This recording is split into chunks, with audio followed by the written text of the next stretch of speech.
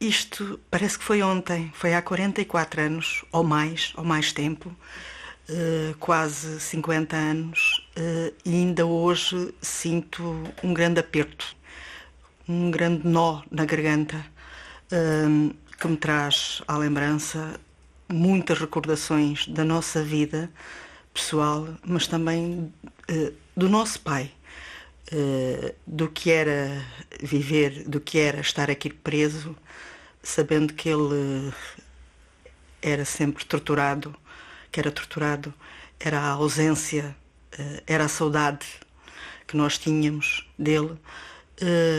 E, portanto, isto para mim é sempre difícil chegar a Peniche. Eu não me recordo de vir muitas vezes depois do 25 de Abril.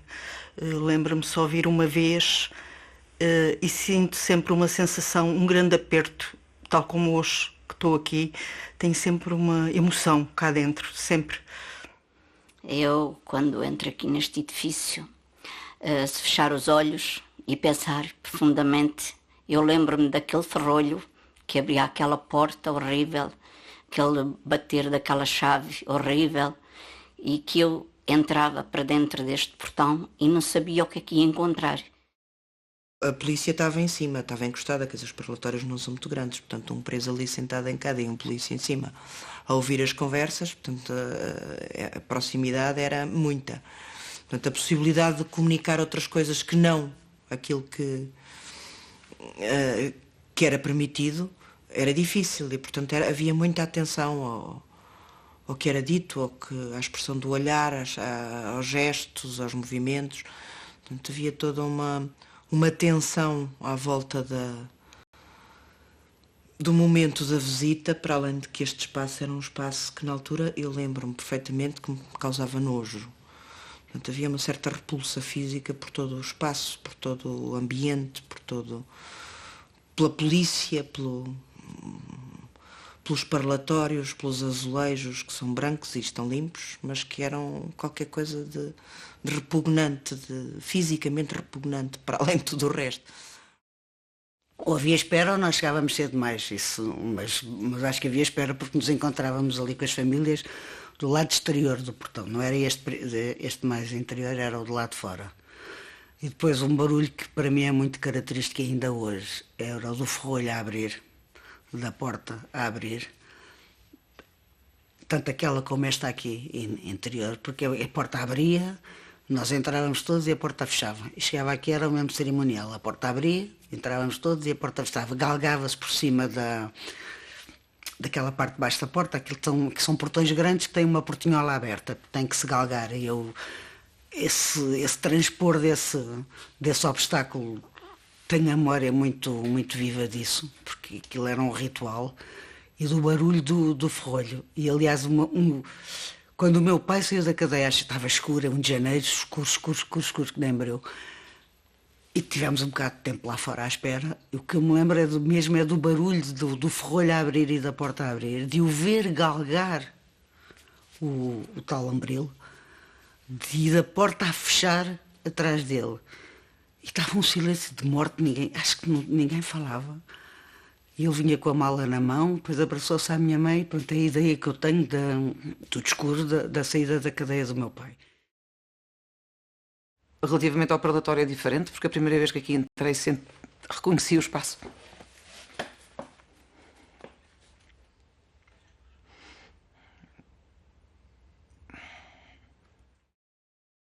E o parlatório é a questão do vidro mesmo, aquela imagem com que me lembro de crescer, de pensar no meu pai atrás de um vidro e que eu pensei que não era minha, e que quando aqui cheguei percebi que essa memória era minha e que é uma dimensão emocional, que é entrar aqui 20 anos depois, não é? Entrar e começar a chorar, porque sim.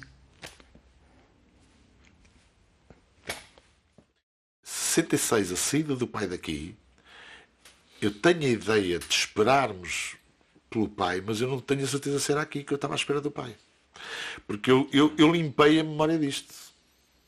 Sim, eu também não sei. Eu limpo a memória, em 66, eu limpo a memória, assim, e sou franco, eu deixei de cá vir em 66 e regresso aqui 47 anos depois. Sem ter nada contra a cidade de Peniche, sem ter nada contra a população de Peniche, Mas o que é certo é que foi 47 anos depois que eu voltei aqui e visitei o Forte e entrei no Forte. Ficam muitas marcas, tantas ou tão pouco, quando falo, a maior parte das vezes, de toda esta situação, às vezes vêm umas lágrimas aos olhos. Ficam muitas marcas emocionais, sobretudo. Fica toda uma infância que não foi exatamente como devia ter sido, uma separação com os pais, a preocupação permanente que o pai estava preso e que não tinha feito mal nenhum a ninguém, porque ele estava preso, mas não tinha nem matado, nem ferido, nem roubado, nem coisa nenhuma. Se ele estaria bem, se não estaria bem, sempre aquela ideia permanente de insegurança. Havia muita angústia e muita revolta. O meu pai era uma pessoa bastante calma, estava feliz por nos ver à frente dele e esboçava sempre um sorriso, como se estivesse feliz por nos ver ali, não é? Não se importando com o facto do guarda estar por detrás dele. As memórias que guardo são sempre memórias de uma grande tensão. A partir de uma certa idade, eu sentia muito revoltado por sentir o meu pai na prisão, sabendo que ele nada de mal fez. Ele, a única coisa que fez para estar preso foi lutar pela liberdade.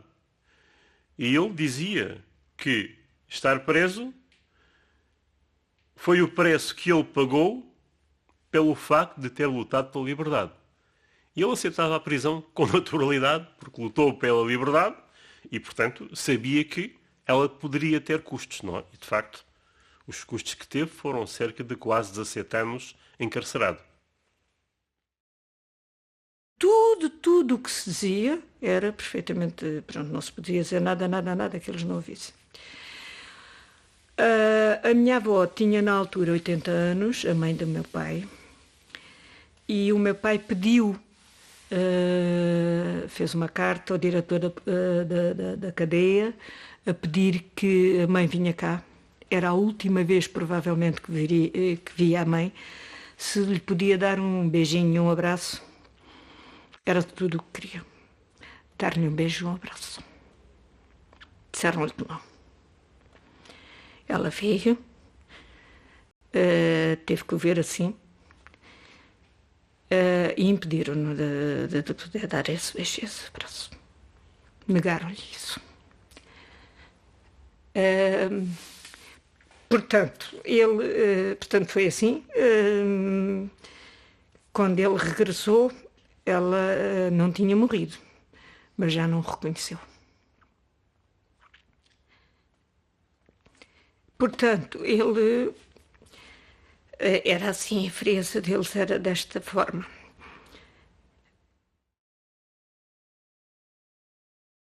Ficávamos havia aí umas 2, 3 pensões que, apesar de saberem quem nós éramos, que nos recebiam, porque havia muito medo, não é? Havia muito medo, mesmo as pessoas aqui de Peniche, nas casas onde nós ficávamos, eu na altura não tinha consciência, mas agora eu acho que eram umas pessoas extraordinárias e destemidas, porque havia tanto medo, e mesmo assim elas recebiam-nos nas suas casas.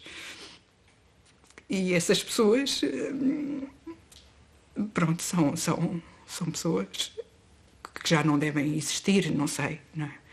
Mas tem um encanto muito especial aqui nas minhas memórias. Houve uma luta qualquer dos presos em que todos nós viemos para cá. Sim, e que não entramos. Não sei, mas eu estava, não sei se tu te lembras disso, mas eu estava já na ponte, estávamos na ponte, queríamos entrar, toda a gente queria entrar, ouvíamos o barulho vindo das celas, isso lembro-me, estás a ver, não me lembro deste pormenor, lembro de outros pormenores, e os guardas da GNR saíram do portão e vieram, fizeram uma barreira no lado de fora, com as pistolas metralhadoras. Exatamente. E as mulheres dos presos, com a avó à cabeça, A avó, que era aquela figura pequenina, com a avó à cabeça, dirigiram-se para eles. A exigir a prisão, a exigir a entrada. A dizer, queremos ver os nossos filhos, queremos ver os nossos maridos, queremos ver... E nunca mais me esqueço de um dos GNRs, o responsável pela força, de engatilhar a metralhadora. Sim. Isso nunca mais esqueci. As viagens aqui a Peniche não eram mensais de maneira nenhuma, até porque a economia doméstica não chegava para virmos cá todos os meses. Mas naquele dia a minha mãe nem sequer me pediu a mim ou ao meu irmão para a acompanharmos, porque eu creio que já se sabia o que é que se ia passar. É que havia, da parte dos presos que estavam aqui em Peniche, havia uma luta muito grande. Já não me recordo muito bem o porquê dessa luta, mas eu tenho ideia que seria talvez por melhores condições de alimentação, porque a comida era horrível, o tratamento que lhes davam era horrível, as condições higiênicas nos próprios celas eram terríveis e, portanto, havia sempre uma constante luta entre os presos políticos aqui em Peniche. E esse foi um dia. A minha mãe juntou-se com outras Deixa-me só meter aí uma coisinha. A comida em Peniche era quase todos, invariavelmente, todos os dias, era o chicharro. E, digamos, era o charro cozido, com batatas. Portanto, basicamente, a alimentação era o charro, para aproveitar, digamos, que era um porto de pesca, Peniche, e era todos os dias, era o mais barato na altura. Pronto, naquela altura... Tanto quanto eu me recordo que a minha mãe contou, vieram várias companheiras dos outros prisioneiros e outros familiares, não as deixaram entrar, juntaram-se lá fora, fizeram barulho tal e qual como os presos, entretanto, também o faziam aqui. Entretanto, a GNR saiu, e começou a rodeá-las, vieram outras forças exteriores e levaram-nas todas em carrinhas para as quadras da Lourinhã. A luta vai ter que continuar para que essa sociedade venha. Uma sociedade em que a humanidade tenha direito a ser feliz, em que de uma vez por todas acabem as guerras e os ódios e se respeitem as pessoas com as suas diferenças culturais e políticas, pronto, com as diferenças que tenham de pensar. Não precisamos de pensar todos igual, precisamos de ser felizes. Temos direito de ser felizes. E o que eu digo aos jovens, não abdiquem de ser felizes. Lutem, porque é possível uma sociedade melhor.